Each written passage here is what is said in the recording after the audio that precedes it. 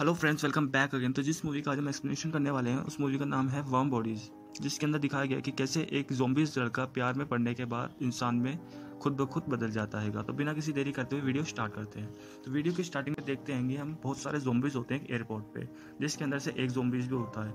यहाँ पे इसका नाम नहीं होता, बस इसको अपने नाम का एक अल्फ़ाबेट याद होता है जो कि स्टार्टिंग में आर से होता है। तो इस मूवी के अंदर इस लड़के को आर बुलाया होता है। इसकी सारी यादें वहीं खो रही होती हैं जो कि पास्ट में इसको थोड़ा बहुत याद होता है। यहाँ पे और भी ज़ॉम्बीज़ होते हैं जो कि एक अपर लेवल के होते हैं, जिनको बोन्स नाम से बुलाया जाता है। तो यहाँ पे दिखाया गया जितने भी ज़ॉम्बीज़ है जो भी काम कर रहे थे वो उसी काम के अंदर बिजी रहते होंगे। यहाँ पे जो गार्ड होता है वो चेकिंग में बिजी रहता है, हालांकि वो ज़ॉम्बीज़ होते होंगे।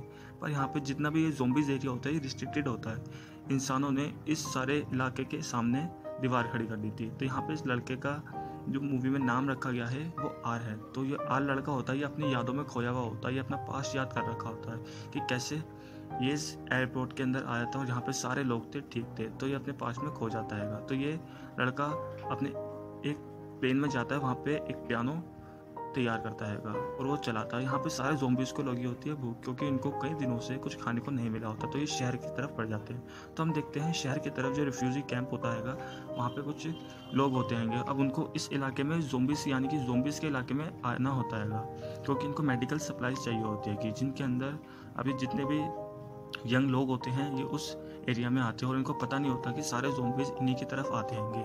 जैसे ही इनको पता चलता है ये सारे उन ज़ॉम्बीज़ को शूट करने लग जाते हैं।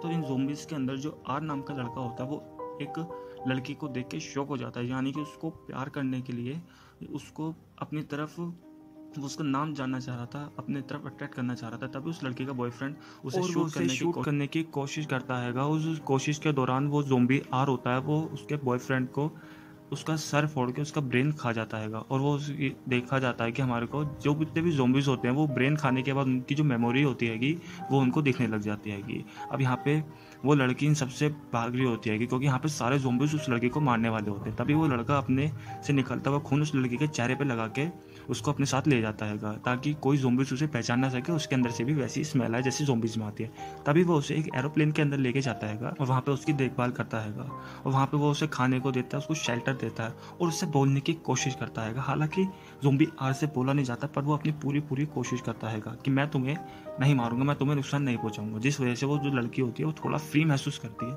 हालांकि ज़ॉम्बी आर एक ज़ॉम्बी होता है, पर फिर भी वो लड़की थोड़ी सी डरी हुई होती है और तभी हमारे को ये पता चलता है वो उसे खाना देता है। तो अगले दिन वो उसी यादों में खो रखा होता है ज़ॉम्बी आर। तभी उसे पता चलता है कि जो वो लड़की हैगी वो वहाँ पे सुबह उठी है और तभी वो कुछ बहाना बना के उस फ्लाइट के अंदर से भागने की कोशिश करती हैगी, पर उस कोशिश में नाकाम होती है और वो उससे कुछ खाने को मांगती है और वो चाहती है कि उसको टॉयलेट जाना है। तभी वो उस मौका देख के उस फ्लाइट के अंदर से भाग जाती हैगी। जैसे वो भाग रही होती है तभी उसे कुछ ज़ॉम्बीज़ दिखते हैं। तो वो एक फ्लाइट के नीचे दुपक जाती हैगी। वहाँ से पीछे ज़ॉम्बी आ रहा था और उसे कहता है कि मैंने तुमसे मना करा था बाहर निकलने को, पर वो उसे कहता है कि तुम ज़ॉम्बीज़ की तरह चलने की एक्टिंग करो।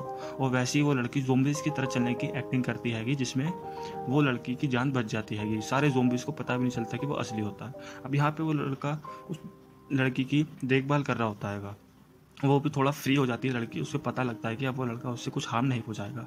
अब वो उससे पास्ट के बारे में उससे पूछती है कि हालांकि उस लड़के को अपने पास्ट के बारे में कुछ पता नहीं होता, ना ही उसका अपना नाम पता होता है। बस वो अपने नाम का फर्स्ट अल्फ़ाबेटिक बताता है आर। तो वो लड़की उसे आर बुलाने लग जाती हैगी। तभी उन दोनों के बीच में फ्रेंडशिप हो जाती हैगी। तो हम देखते हैं वो लड़की हैगी, वो कहती है कि मेरे को अपने घर जाना होगा, वो यहाँ नहीं रह सकती, वो यहाँ सेफ़ नहीं हैगी। पर जो आर होता है वो उसे कहता है कि जब भी तुम्हारे को यहाँ रहना पड़ेगा। वो जो आर का दोस्त होता है, हालांकि उसका भी कोई नाम नहीं होता, उसे भी अपना फल अल्फ़ाबेटिक पता होता है एम। अब यहाँ पे वो लड़की आर के साथ भाग रही होती हैगी। तभी वो सारे ज़ॉम्बीज़ आ जाते हैंगे और उसे पकड़ने की कोशिश करते हैंगे, पर आर उसे प्रोटेक्ट करने की कोशिश करता है। पर जो आर का दोस्त होता है एम, वो उसे कहता है कि तुम इस लड़की को नहीं लेके जा सकते। तभी वहाँ पे जो अपर लेवल के ज़ॉम्बीज़ होते हैं, यानी कि जो बोन्स होते हैं, बोनीज, वो आ जाते हैं वहाँ पे। अब यहाँ पे हमें ये पता चलता है वो बोनीज हैं, उनका बस एक ही शिकार होता है, वो इंसानों को ही खाते हैं। तभी जो आर का दोस्त होता है एम, वो सारे ज़ॉम्बीज़ को मारता हुआ अपनी गाड़ी लेके आता है और इन दोनों को रेस्क्यू करता है और उसे भागने में मदद करता है। हालांकि हमारे को ये पता चलता है कि अब जो जितने भी सारे ज़ॉम्बीज़ हैं इनके अंदर चेंजेस आ रहे होते हैं, ये धीरे धीरे इंसान बन रहे होते हैं, इनके अंदर भी फीलिंग आ रही होती हैगी, जिस वजह से वो लड़की देख के खुश होती हैगी।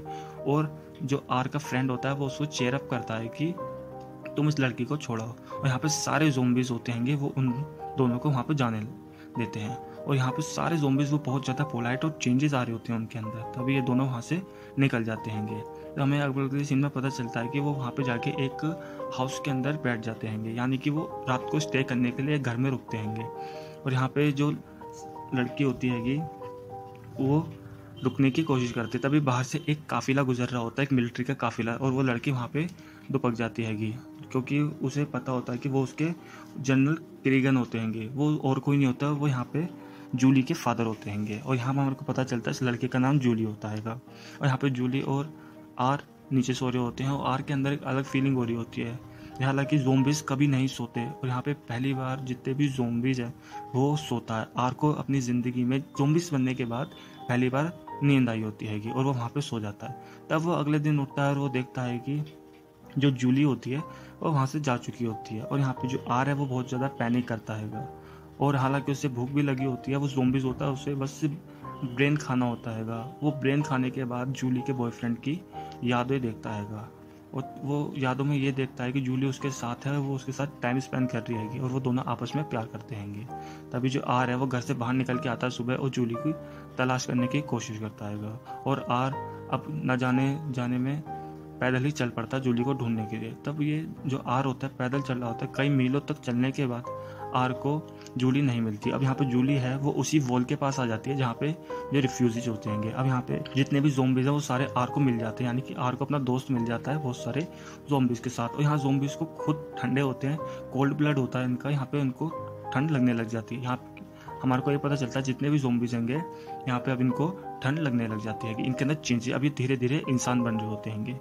और यहाँ पे डिसाइड करते हैं कि अब ये जूली के पास जाएंगे और उसके सच्चे प्यार को मिलवाएंगे। और जो आर का दोस्त होता है एम, वो उसे चेयर अप करता है कि तुम्हें उस लड़की को ढूंढना ही होगा। और यहाँ पे हमारे को ये भी पता चलता है कि ये दोनों अब अधिकतर बोलने लग गए हैंगे, और वो कहता है कि तुम अपने दिमाग से सोचो, दिल से भी सोचो। और यहाँ पे इन दोनों का सबका दिमाग और दिल चलने लग गया होता है। तभी आर के अंदर एक आइडिया आता हैगा, उसने जो उसके दोस्त का ब्रेन खाया होता है उस वजह से उसे थोड़ा बहुत पता होता है कि वो रास्ता कहाँ पे हैगा। और तभी वो जूली की फ़ोटो सारे ज़ॉम्बीज़ को दिखाते, और सारे ज़ॉम्बीज़ जूली को ढूंढने चल पड़ते हैं एक साथ। अब ये जाते जाते एक मॉल के बेसमेंट में चले जाते हैं, और आर उनसे कहता है कि वो वहीं रुके और वो अकेला जाकर जूली को ढूंढ के लेके आएगा, क्योंकि उसके दिमाग के अंदर उसके बॉयफ्रेंड की मेमोरीज होती है। वो उसी रास्ते पे जाता है जिस रास्ते से जूली और जूली का बॉयफ्रेंड आया होता है, और वो उसी सीक्रेट पास से उस रेस्क्यू सिटी में घुस जाता है। वहाँ पे वो बहुत आलीशान घर देखता है, और वहाँ पे बहुत ज़्यादा सिक्योरिटी होती है, और वहाँ पे वो जूली से भी मिलता है। जूली उसे देख के बहुत ज़्यादा शौक हो जाती है और उससे कहती है कि तुम्हारा यहाँ पे आना सेफ नहीं है, क्योंकि उसके फादर उसे मार भी सकते हैं। पर यहाँ पे आर को जूली से प्यार हो चुका था, और वो वहाँ पे आता है जो कि उसकी मेन चाहत होती है। और वहाँ पे जूली और जूली की फ्रेंड आर से इंट्रोड्यूस कराती है, जो कि उसकी जो फ्रेंड होती है बहुत ज़्यादा डर जाती है।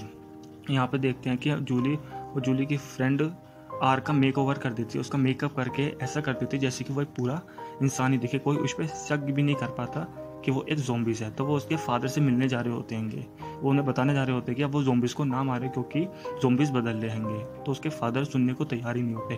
तभी उसके फादर को थोड़ा शक हो जाता है आर के ऊपर। वो आर से मिलते हैं और आर को मारने ही वाले होते हैं। तभी जूली उनसे कहती है कि अगर आपने आर को मारा तो मैं भी मर जाऊंगी। और पीछे से जूली की जो फ्रेंड होती है वो भी उसी की मदद करती है, और यहाँ पे वो आर को छुटाने में कामयाब हो जाते हैं और वहाँ से भाग जाते हैं। और तभी जूली देखते हैं कि इतने सारे ज़ॉम्बीज़ आए हुए होते हैं और इनके अंदर चेंजेस बहुत होते हैं। और यहाँ पे जो जनरल क्रीगन होते हैं यानी कि जूली के फादर होते हैं, वो ऑर्डर देते हैं कि जितने भी सारे ज़ॉम्बीज़ हैं उन सबको मार दिया जाए, किसी पे भी रहम न किया जाए, सबको मार दिया जाए, क्योंकि ज़ॉम्बीज़ उनकी शहर में आए होते हैं। तो अभी हमारे को पता चलता है कि वहाँ पे बहुत सारे बोनीस आ गए होते हैं जो कि इंसानों को खाते हैं। अब बोनीस ज़ॉम्बीज़ को तो कोई नुकसान नहीं करते, पर जितने भी इंसान होते हैं वो उन सबको मारने की कोशिश करते हैं।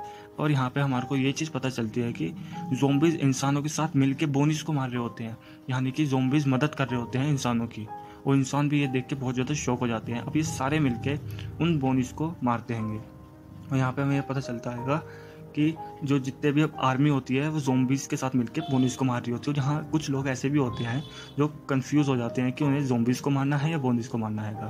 तभी जनरल क्रीगन ऑर्डर देते हैं कि सारे ज़ॉम्बीज़ को मार दो, पर वो मिलिट्री नहीं मारते। और यहाँ पे जूली और आर भाग रहे होते हैं और उन्हें बोनीस ने उन्हें अटैक कर दिया होता है। तो पर वो किसी बिल्डिंग के ऊपर से अचानक से एक स्विमिंग पूल के अंदर गिरते हैं।